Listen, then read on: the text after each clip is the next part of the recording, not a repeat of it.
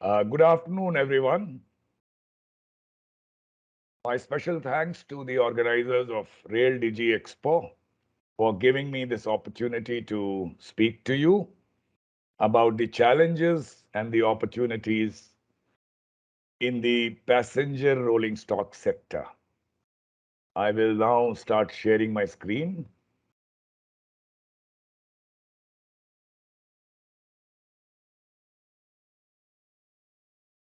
So I'll be speaking about the passenger rolling stock in India. Uh, it'll we start with the background. And when you talk about Indian Railways, the legacy, the romance, and of course, the unfortunate more of the same. And then in recent years, a change. And now, presently in this year, a watershed. Before that, some hype. And now, a reality check, the investment climate today, and the proposed future path. When you start talking about Indian Railways passenger trains, you have to start with the romance. You would remember the beeline you made for the passenger coach window as the magic and the marvel of India pass you by. The sloth, the indolence, the celebration, the hard work, the grind, valleys, rivers, mountains, deserts, unending fields, and whatnot. So much so that in an Indian Railway passenger train, the journey becomes the objective, not the destination. You would remember peeping from an open window of a train to see at the snaking train behind you, which gave you goosebumps. And of course, an Indian Railway platform, even today, is a great leveler as the richest and the poorest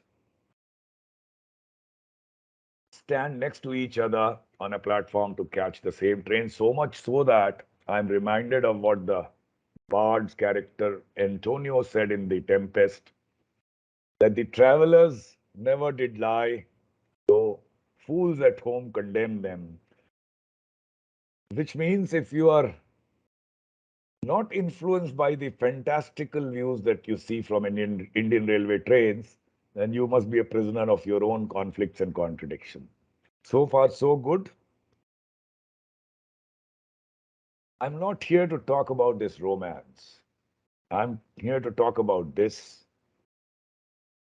Why do Indian Railways trains, in spite of 70 years plus since independence, have the same recall? Why not a more technologically advanced, aesthetically superior, more efficient train set that we have been seeing in magazines and in person in all the developed countries and increasingly in other countries too? And also, all the romance is punctured when we see what we do on the screen.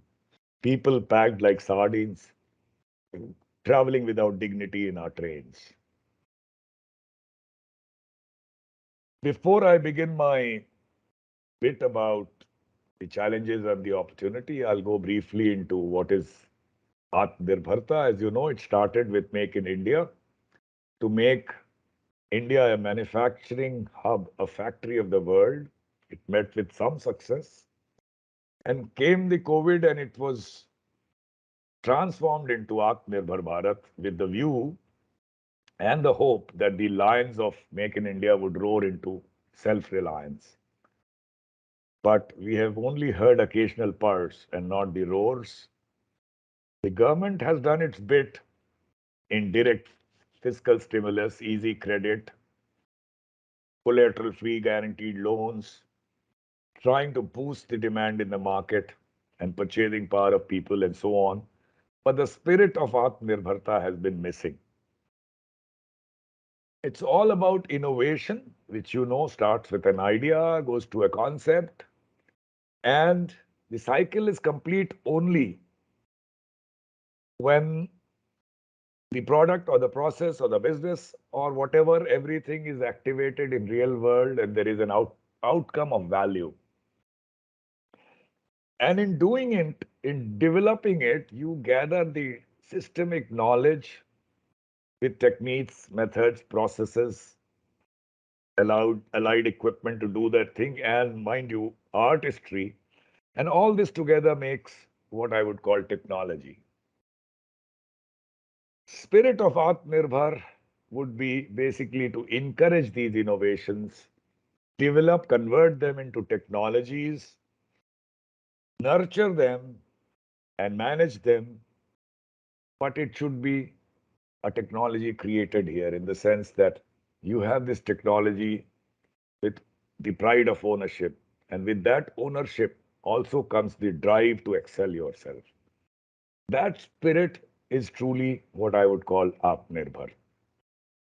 We have been used to this transfer of technology, which I largely called an oxymoron, because technology is a creation.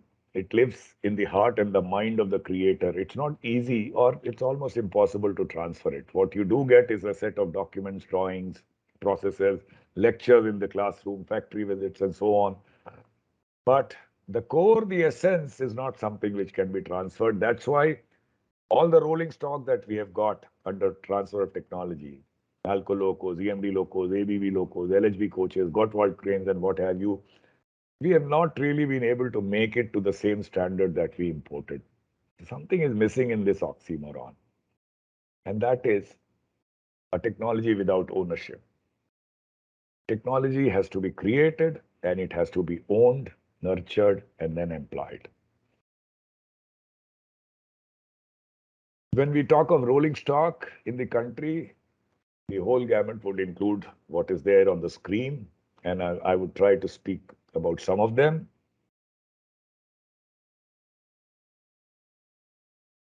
Indian Railways market for passenger coaches is varies due to various reasons, but I would say it is in the range of today. It is in the range of 6 to 8,000 per year. Metros are adding up to about 600 cars per year, and today we have about 4,000 such cars in India. Light rail is a new projects that are at DPR stages. We have, one high-speed project in hand, many others in feasibility study stage. RRTs, many of them you would have heard, are proposed in various parts of the country. One project, Delhi Meerut, is in hand, and many others are being talked about. Hyperloop has been under examination, but nothing concrete for you today. And hydrogen trains, which to my mind, with such large scale electrification, does not really make sense today. Before I start about what I think would be the future path and how we navigate it, we must realize that there is a lot of criticism about the financial performance of Indian Railways. The operating ratio has been going up, but at the same time, the investments made by the government have skyrocketed. On your screen, you can see as much as 2.4 lakh, 45 lakh crore is proposed to be invested in this year. And this increase is almost 4 times of what it was 6, 7 years back, 7, 8 years back. For development of new rolling stock, that's a good sign. The issue of investment itself can be debated separately, because one way is that these investments are not getting you enough revenue. So why invest? Another aspect, which perhaps the government's position is that investment would drive growth.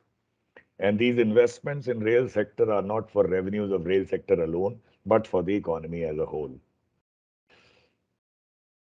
When we talk of passenger rolling stock, we have to start with ICF, Integral Coach Factory, which was set up in 1955 under the uh, self-reliance scheme of Pandit Jawaharlal Nehru, to make a factory which would turn out coaches of the current world technology at that stage. Since then, it has gone through many expansions.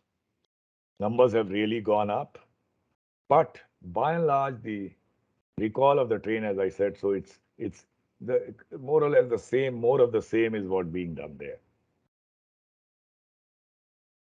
And when I say more of the same, ICF also holds the world record for manufacturing almost 65, 66,000 coaches, or maybe more by this time. World record for doing it under one roof.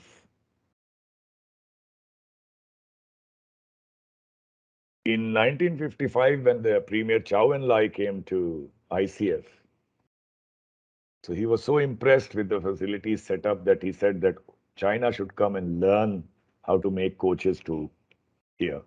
And every Orient should be proud of it. And we have to see how and where we have reached since then. And we make a beeline to go to China to learn from them in practically every aspect of railway technology. So I'll come back to this topic of TOT. So first precondition in any future path, I would say, is that we will create our own technology, good or bad. Failures can only be a stepping stone to success. And unless we harness all that we have learned through transfer of technology over 70 years, we will remain a net importer of technology.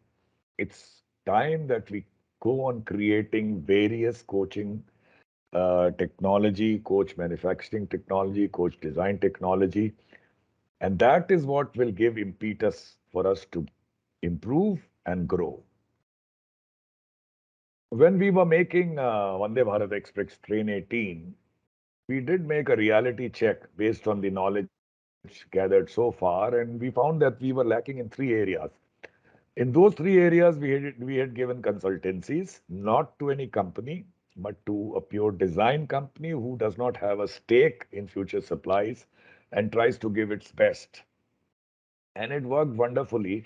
And whatever gaps the ICF, the great team of ICF engineers, whatever gap they had was fulfilled through the interaction with these consulting contracts, and we were able to turn this dream of making an indigenous semi-high speed train into a reality. About that, not the time and place to discuss because we take off from what has happened since then. Except telling you that the train is in service for more than 3 years without any failure, and that's why it has become a fountainhead for a kind of a bedrock on which all new technologies in passenger sector, especially the advanced trains and the high-end trains, have to be built up. So after a lull of 3 years and various hypes at various intervals, as you know, the third rake has not been made since. But after this minister joined, there has been a great impetus towards advancing in various areas, not only Vande Bharat, but Vande Bharat here is one example. And you know, in the budget, they announced 400 trains and an investment of as much as 50 to 2,000 crores for these type of trains alone. So that is in sync with the way government wants to invest in rail sector. Now, the first reaction of people was that if you have not made any train in 3 years, how are you going to make 400 Vande Bharat trains in next 3 years? Well, we can go on debating it and we can say that it's not possible and so on, but that debate is over. We have to see how it can be done. That it has to be done, the government has made clear through its intention. So it may take 3 years, it may take more, but the debate should not be that it cannot be. The debate should be how it can be done. Before I go into how 400 Vande Bharat trains can be made, I'll briefly talk about all AC trains. I showed you the way people travel today in the general class. That is not at all in sync with what India should look like a decade or 15 years from now. The aspirational India that we talk about today must equate itself with the best countries in the world and aim to reach there, which means we have to carry all our people with dignity. That means 15 years from now, we will carry everyone in air conditioned comfort. And believe me, it's possible because the most remunerative coach on Indian Railways is the AC 3 tier. We have added another, if I'm right, 12 berths to it to make the AC economy 3 tier. And I stick my neck out to say that we can further increase the berths, make it a little bit more cramped, and further reduce the fare. Fare has been reduced, if I remember correctly, like 10-15%. It can be reduced even more. And more, it can be brought within the capability of the common man to travel in.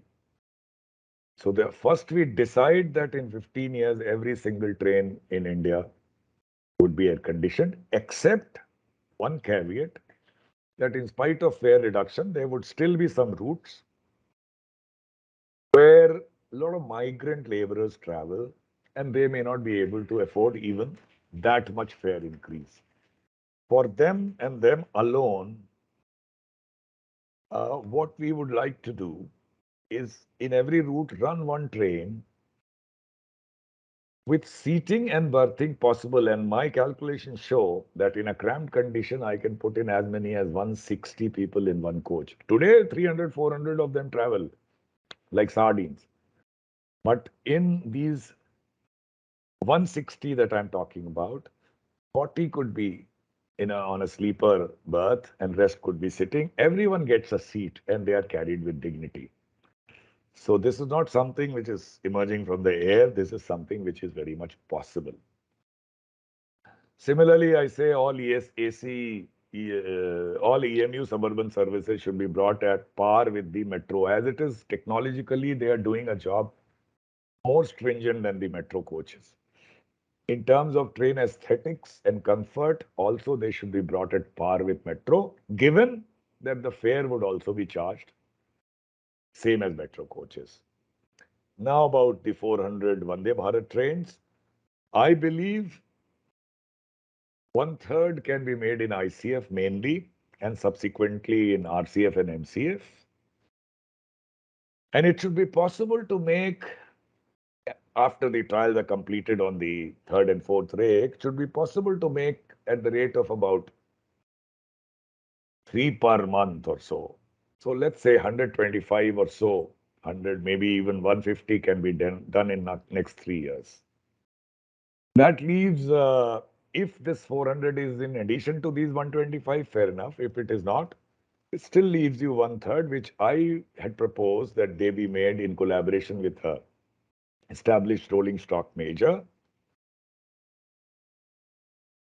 In these private factories that you have four of them already, private and public sector, and two of them are in the offing already under construction. Their capacities should also be realized.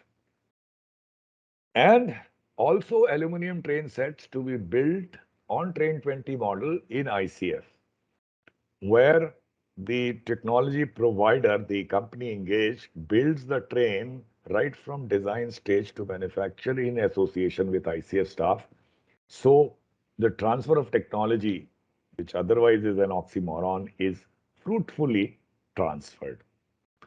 And this can be done by us because we are talking of large number of trains. Nobody goes and orders 100 trains, 200 trains.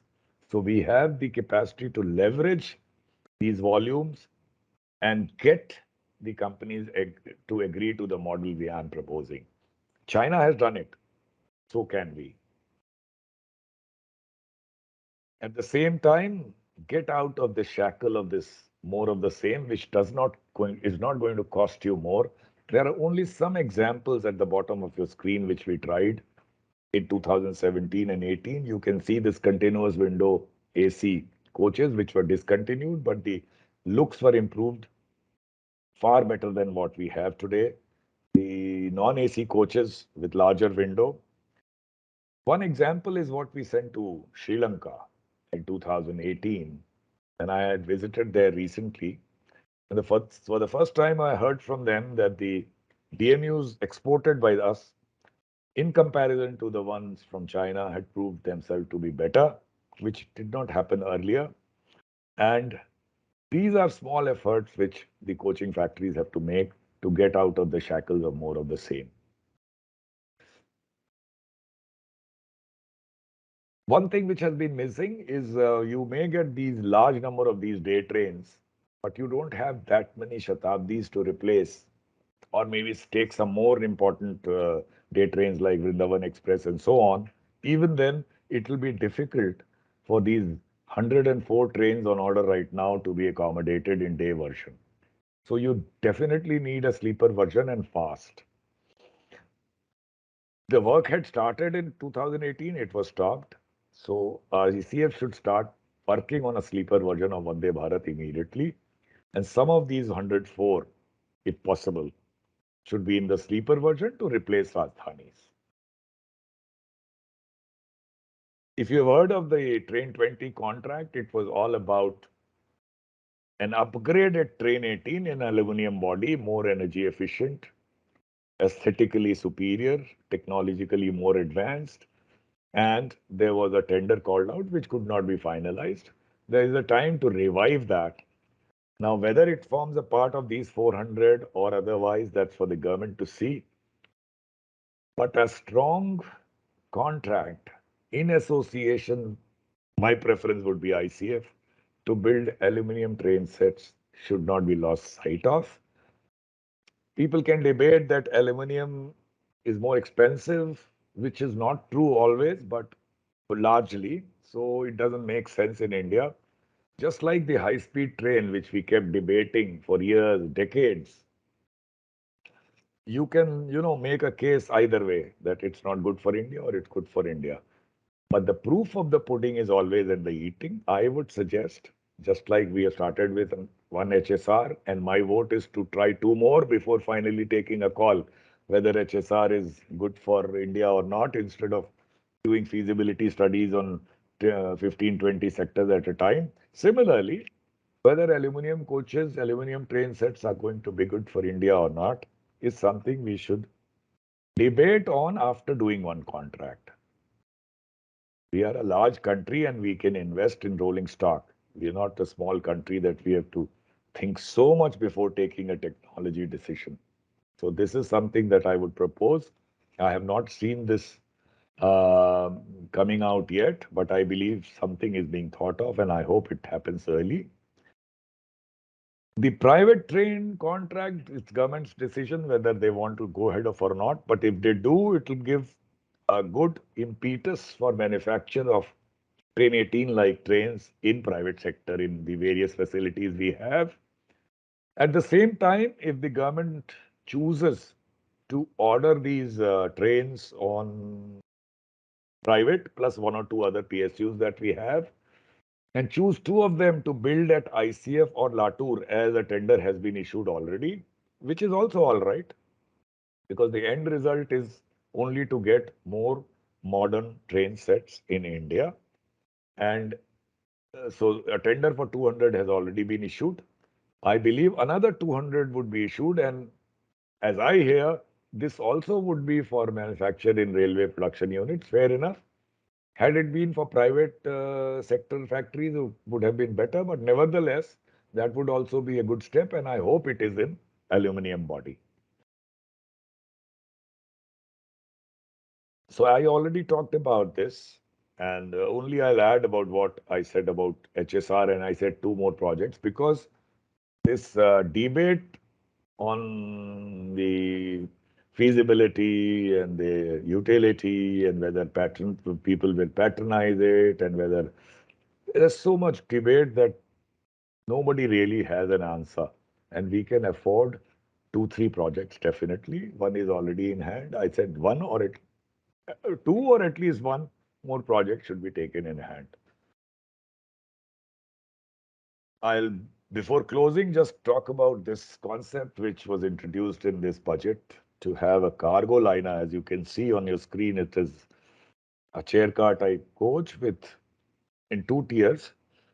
double decker with cargo kept in the center. So the sanction has already been given, some work is being done, but I am not able to understand as to how this would run on Indian Railways because passengers have to be offloaded at platforms. So the trains would arrive at a platform. Even today, when we have these parcel vans in the end, it creates a lot of confusion on a passenger platform. If the entire train carries cargo, handling would be a nightmare. So we should not really leap and then look. I would suggest that we look and then leap. If there's something I'm missing in this concept, then I'll stand corrected. But this is one area which I would think more caution is required before simply adapting it. Uh, this is about locomotives mainly, and you can see the mainly the investment is going into freight locomotives, which is perfectly all right. But with such large number of train sets, for which we have to still really determine the routes 400 plus 4 5 years from now, to have so many train sets in our section, that will be also be a challenge. But largely, so many passenger locos would be spared. So manufacture of passenger locos has already been almost, it's come to a very low level, should be totally stopped. Otherwise, we'll find with both these rolling stock, we'll have a lot of passenger locos which would be lying waste. This is all I have to say about rolling stock today. Thank you for listening. Bye bye.